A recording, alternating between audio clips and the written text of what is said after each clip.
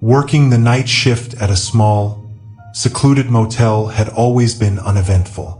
I enjoyed the quiet, the solitude, and the chance to catch up on reading between checking in the occasional late-night traveler. But one night, everything changed, and my sense of safety was shattered. It was a chilly autumn evening, and the motel was almost empty. The leaves rustled outside, and the wind howled softly, adding to the eerie ambience. I sat behind the reception desk, sipping on a cup of hot coffee and flipping through a novel, when the sound of a car pulling into the lot caught my attention. I glanced up to see an old, beat-up sedan park haphazardly near the entrance. A man stepped out, his movements jerky and unsteady.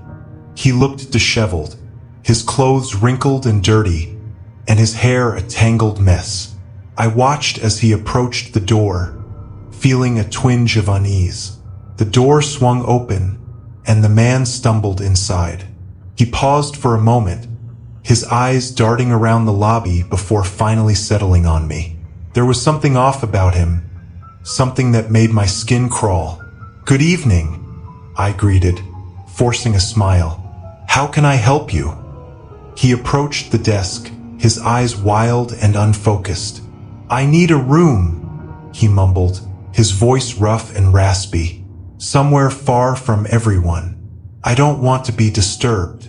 I nodded, trying to keep my composure. "Of course, we have a room available at the end of the hall. It's quite private." He fumbled with his wallet, eventually pulling out a crumpled $20 bill. I checked him in quickly, handing him the key and directing him to his room. As he walked away, I couldn't shake the feeling that something was very wrong. The night went on, and I tried to return to my book, but my mind kept drifting back to the strange guest. The wind outside seemed to grow louder, howling through the cracks in the windows, adding to my growing sense of unease. Around midnight, I heard a strange noise coming from the guest's room. It was a low, rhythmic thumping, like someone was hitting the walls repeatedly. I frowned and got up from my chair, heading down the hall to investigate. I knocked on the door, hesitating for a moment before calling out, "Sir, is everything all right in there?" There was no response, just the continued thumping. I knocked again, louder this time. "Sir, is everything okay?" The noise stopped abruptly, and I heard shuffling inside. The door creaked open slightly, and the man peered out at me, his eyes bloodshot and frantic. "What do you want?" he snapped, his voice laced with irritation. "I've received some noise complaints from other guests," I lied, trying to sound calm. "I just wanted to make sure everything was all right." He glared at me for a moment before nodding. "Everything's fine. Just leave me alone." The door slammed shut, and I stood there for a moment, my heart pounding in my chest. I walked back to the reception desk, my mind racing with thoughts of what might be happening in that room. The thumping resumed, and I decided to keep a close eye on the situation. An hour later, I received a call from one of the other guests. They were complaining about the noise coming from the same room. I assured them I was handling it and hung up, feeling a knot of anxiety forming in my stomach. I approached the room again, my nerves on edge. This time, the door was slightly ajar, and I could see into the room. What I saw made my blood run cold. The walls were covered in strange, disturbing drawings. Figures and symbols that made no sense, scrawled in what looked like blood. The furniture was overturned, and the room was in complete disarray, but the man was nowhere to be seen. I pushed the door open fully, stepping inside cautiously. The smell of sweat and something metallic filled the air. My eyes scanned the room, and that's when I saw him. He was standing in the corner, facing the wall, muttering to himself. His hands were covered in blood, and he held a small, jagged piece of glass. He didn't seem to notice me as he continued to draw on the wall, his movements frantic and desperate. "Sir," I said, my voice shaking, "you need to stop this right now." He turned to face me, his eyes wide with madness. "They're coming for me," he whispered, his voice trembling. "I have to finish before they get here." I backed away slowly, my heart racing. "Who's coming for you?" He didn't answer, just continued to mutter and draw, his actions becoming more erratic. I knew I had to get out of there and call the police. I ran back to the reception desk, my hand shaking as I dialed 911. "Please, I need help," I said, my voice barely above a whisper. "There's a man in one of the rooms. He's dangerous." The operator assured me that officers were on their way and instructed me to stay safe and keep an eye on the man from a distance. I hung up and kept a watchful eye on the hallway, praying that the police would arrive soon. The minutes felt like hours as I waited, the tension in the air growing thicker with each passing second. I heard the man's muttering grow louder, his voice rising to a frantic pitch. Suddenly, there was a loud crash, and I saw him sprint down the hallway, running toward the exit. I ducked behind the desk, my heart pounding in my ears. The door burst open, and he ran outside, disappearing into the night. Moments later, the police arrived, their flashing lights illuminating the darkness. I ran outside to meet them, explaining everything that had happened. The officers searched the area and eventually found the man hiding in the woods nearby. He was taken into custody, and I later learned that he had escaped from a mental health facility earlier that day. The ordeal left me shaken to my core. For weeks, I couldn't sleep properly, haunted by the memory of the man's wild eyes and the blood-soaked drawings. The motel felt different now, the sense of safety and solitude replaced by a lingering fear. I installed new security measures and made sure to never be alone during night shifts again. The experience taught me the importance of vigilance and being prepared for the unexpected. If there's one thing I've learned from that night, it's that you can never be too cautious. Trust your instincts, and if something feels off, don't ignore it. Always take the time to ensure your safety and never assume that danger is far away just because you're in a quiet, secluded place.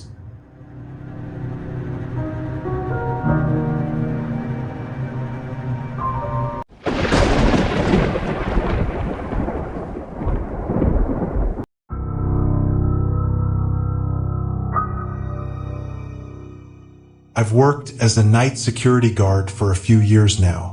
It's not a bad gig, easy money, for the most part, and the quiet is something I've grown to appreciate. After all, in this job, a peaceful night means a successful night. The building I'm stationed at is a corporate office downtown. One of those glass towers that looks impressive during the day but feels almost haunted when it's empty at night. Most nights, I'm the only one here. I sit in the security office, monitor the cameras, patrol the hallways a couple of times, and lock up the place. It's monotonous, but I prefer it that way. The quiet hum of the building systems and the soft glow of the security monitors have all become routine. Then there's Martin. He's the janitor on the same shift as me, and from the moment I met him, something about him didn't sit right. He's an older guy, probably in his late 50s or early 60s, with thinning gray hair and a way of moving that's too quiet. I don't know if it's his hunched posture or the way he always seems to appear without making a sound, but I can never shake the feeling that he's watching me, even when I don't see him. At first, it was just a gut feeling, nothing I could put my finger on. He was polite enough, keeping to himself and occasionally nodding if we passed each other in the hallways. But over time, the strange behavior started to add up. One night, I was doing my usual rounds, checking the locks and walking the hallways, when I saw him standing in one of the empty offices on the 16th floor.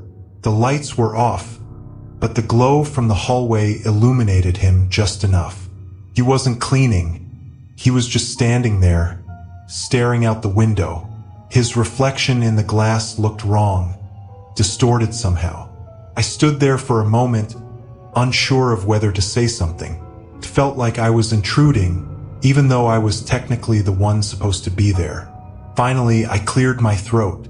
"Everything okay, Martin?" I asked, trying to sound casual.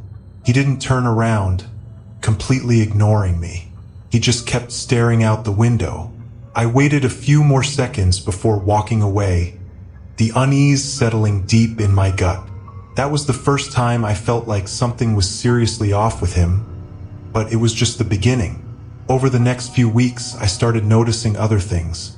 Small things at first, but enough to raise alarm bells in the back of my mind. For one, Martin would always be in places where he had no reason to be. The janitorial staff had their designated areas, but I'd find him wandering the upper floors at odd hours, sometimes just standing in the middle of a hallway as if waiting for something. The worst part? He would always seem to vanish the moment I turned the corner. I'd see him in the reflection of the glass doors, but by the time I reached that spot, he was gone. I tried telling myself I was being paranoid. It's easy for the mind to play tricks when you're alone at night in a massive, empty building. But then things started happening that I couldn't explain. It started with the cameras. One night, I was watching the security monitors when I noticed static on one of the feeds. That's not unusual, the cameras glitch from time to time. But this was different. The static would flicker for a second, and then Martin would appear on the screen, standing perfectly still in a hallway I knew I had just checked. He wouldn't move, wouldn't clean, just stand there, staring at something off camera. Then, just as suddenly, the feed would cut out, and when it came back, he'd be gone. At first, I chalked it up to a technical error, but it kept happening. Always the same camera, always the same unsettling image of him standing in the middle of the hallway, staring into nothingness. And then there were the items. Things started going missing from my desk. A pen here, a key card there. I thought maybe I was just being careless until I found them in strange places. An office supply closet that hadn't been used in months, or a stairwell nobody ever used. How were they getting there? And why? The night everything changed, I had decided to confront Martin. I couldn't shake the feeling that he was somehow involved in the strange happenings around the building. I didn't know if he was messing with me, trying to scare me, or if something darker was going on, but I needed answers. It was a little past 2 a.m. when I saw him again on the cameras. He was on the lower level near the basement, a place he never had any reason to go. I watched as he stood outside one of the maintenance rooms, his hand resting on the door. This time, I wasn't going to just watch. I grabbed my flashlight and headed downstairs, moving as quickly and quietly as I could. The lower level was colder than the rest of the building, the air thick with the hum of the HVAC system. My footsteps echoed off the concrete walls, amplifying the growing sense of dread in my chest. When I reached the maintenance room, the door was slightly ajar, and Martin was nowhere to be seen. I hesitated for a second before pushing it open. Inside, the room was filled with cleaning supplies, tools, and spare parts for the building systems, but something felt wrong, off somehow. I shined my flashlight around, the beam cutting through the dimly lit space. That's when I saw it, a door. Not a regular door. This one was hidden behind a large metal shelving unit, almost as if someone had intentionally tried to conceal it. My heart raced as I moved the shelf aside, revealing the door fully. There was no handle, just a small keyhole and a rusted plaque that read, "Authorized personnel only." I knew I shouldn't go in. Every instinct told me to turn back, to leave this room and forget I had ever seen it. But my curiosity and fear drove me forward. I found a key on one of the shelves that fit the lock, and with a deep breath, I turned it. The door creaked open, revealing a narrow stairwell that led down into darkness. I don't know what possessed me to go down those stairs. Maybe it was a need to prove to myself that I wasn't losing my mind, that there was a logical explanation for everything that had been happening. Or maybe it was the realization that I couldn't live with the uncertainty anymore. The stairs seemed to go on forever, the air growing colder and heavier with each step. The smell hit me first, musty, damp, and something else, something metallic. My flashlight flickered as I reached the bottom, casting long, distorted shadows against the cracked cement walls. At the end of the hallway was another door, this one even older, its wood warped and splintering with age. I hesitated, my hand trembling as I reached for the handle. The cold metal sent a shiver up my arm, and with a sense of impending dread, I pushed it open. What I saw inside will haunt me for the rest of my life. The room was small, no bigger than a storage closet, but it was filled with items. Boxes and shelves overflowing with photographs, clothing, personal effects. And then there were the more disturbing things. Tufts of hair, blood-stained rags, and bones. I stumbled backward, barely able to comprehend what I was seeing. In the center of the room was a small, rusted cot, and on it lay a faded photograph of a family, Martin's family. Suddenly, the door behind me slammed shut. I spun around, my flashlight beam shaking as I frantically searched for a way out. And that's when I saw him, Martin. He was standing in the doorway, his expression calm, his eyes glinting in the dim light. He didn't say a word, didn't need to. The look in his eyes told me everything I needed to know. He had been waiting for this moment. "You shouldn't have come down here," he said softly, his voice barely above a whisper. I took a step back, my heart racing, my mind scrambling for a way out. "What is this place?" I asked, my voice shaking. Martin smiled, a slow, sinister smile that sent chills down my spine. "This," he said, gesturing to the room around him, "is where I keep the things I care about." I felt bile rise in my throat as I realized what he meant. This wasn't just a storage room. It was a shrine, a tomb. I didn't wait for him to make a move. I bolted toward the door, pushing past him with all the strength I could muster.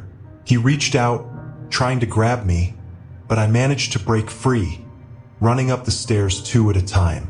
I could hear him behind me, his footsteps heavy and deliberate, but I didn't look back.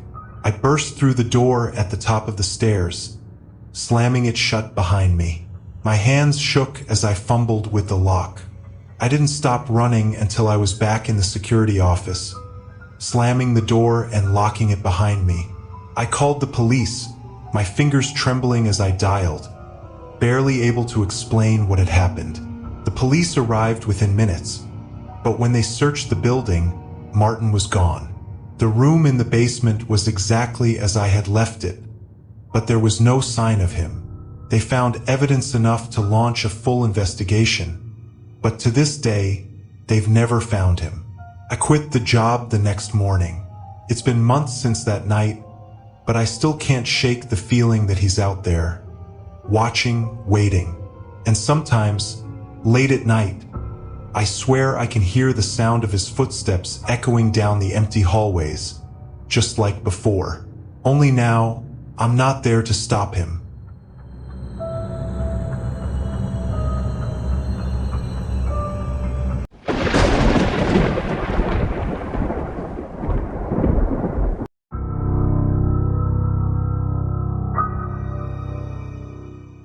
The night shift in a mid-range hotel had always been a quiet, almost monotonous job. Most nights, I would handle any guest requests and spend the rest of the time reading or watching TV in the lobby. But one night, my routine was shattered by a series of terrifying events that still haunt me. It was a Thursday night, and the hotel was relatively empty. The lobby was dimly lit, casting long shadows on the walls, and the only sound was the low hum of the air conditioning. I was behind the front desk, reading a book, when the entrance door swung open. A man walked in, looking around nervously.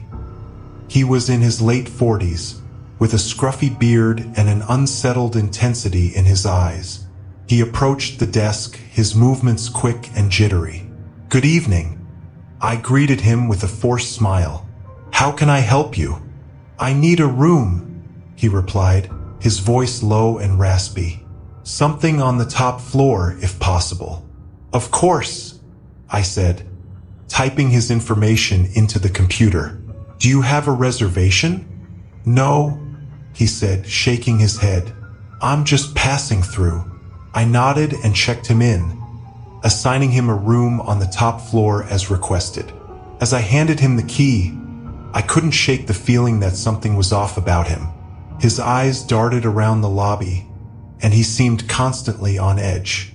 "Enjoy your stay," I said, trying to sound cheerful.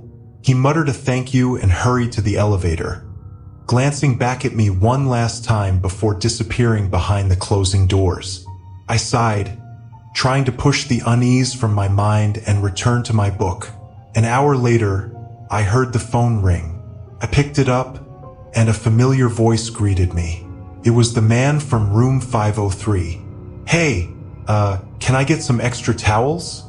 he asked, his voice shaky. "Sure thing. I'll bring them up to you," I replied, grabbing a few towels from the storage room. I took the elevator to the 5th floor, the dim lighting and quiet halls making me feel even more uneasy. I reached room 503 and knocked on the door. There was a pause, and then the door creaked open slightly, just enough for the man to peer out at me. "Here are your towels," I said, holding them out. He took them quickly, his eyes never leaving mine. "Thanks," he mumbled, and shut the door before I could respond. As I walked back to the elevator, I couldn't shake the feeling that he was watching me. I glanced back down the hallway and saw a shadow moving behind the curtains of his room. A chill ran down my spine, but I tried to brush it off as paranoia. Back at the front desk, I resumed my reading, but my mind kept drifting back to the man in room 503. Something about him just didn't sit right with me. A few hours later, the phone rang again. It was the man in room 503. "Can you come up here?" he asked, his voice sounding more urgent. "There's something wrong with the TV." "Sure, I'll be right up," I said, feeling a growing sense of dread. I made my way back to the 5th floor, my heart pounding in my chest. I knocked on the door, and the man opened it, looking more agitated than before. "The TV's not working," he said, stepping aside to let me in. I hesitated for a moment before stepping into the room. The air inside was stuffy, and the lights were dim. The TV was indeed off, but as I approached it, I realized the power cord had been unplugged. "Looks like the cord was just unplugged," I said, plugging it back in and turning the TV on. The man watched me silently, his eyes following my every move. "Thanks," he said, his voice barely above a whisper. I nodded and quickly made my way back to the door, eager to leave the room. As I stepped out, he grabbed my arm. "Wait," he said, his grip tight. "Can you stay for a while? I don't like being alone." I pulled my arm free, trying to keep my voice steady. "I'm sorry, but I have to get back to the front desk. If you need anything else, just call." I hurried back to the elevator, my heart racing. As the doors closed, I saw him standing in the doorway, watching me with an intensity that made my skin crawl. Back at the front desk, I couldn't focus on anything. I kept glancing at the security monitors, half expecting him to appear. The hours dragged on, and I kept checking the time, counting down the minutes until my shift was over. Just as I was starting to relax, the phone rang again. My stomach dropped as I saw it was from room 503. "I can see you," the man's voice whispered, sending a shiver down my spine. "I know you're alone." I slammed the phone down, my hand shaking. I looked around the empty lobby, the shadows seeming to grow darker and more menacing. I decided to call the police, my fear outweighing my hesitation. 911, what's your emergency?" the operator asked. "There's a man in room 503, I said, my voice trembling. "He's been acting really strange, and now he's making threats. I think he's dangerous." The operator assured me that officers were on their way and told me to stay put. I hung up the phone and sat behind the desk, my eyes fixed on the security monitors. A few minutes later, I heard the sound of footsteps in the lobby. I looked up to see the man from room 503 standing there, a sinister smile on his face. "You called the cops on me?" he asked, his voice low and threatening. I backed away, my heart pounding. "Leave me alone," I said, my voice shaking. He took a step closer, his eyes filled with madness. "You shouldn't have done that," he hissed. Just then, the sound of sirens filled the air, and the man's expression changed from anger to fear. He turned and ran out of the hotel. The police arrived moments later, and I explained everything to them. They searched the area but found no sign of the man. They assured me they would patrol the area and keep an eye out for him. The rest of the night passed in a blur of fear and anxiety. I couldn't shake the image of his sinister smile and the sound of his threatening words. I spent the remainder of my shift constantly looking over my shoulder, feeling a sense of dread that I couldn't escape. I requested to be transferred to the day shift, unable to face another night in the hotel alone. The experience left me shaken, and I realized how quickly a seemingly safe environment could turn into a nightmare.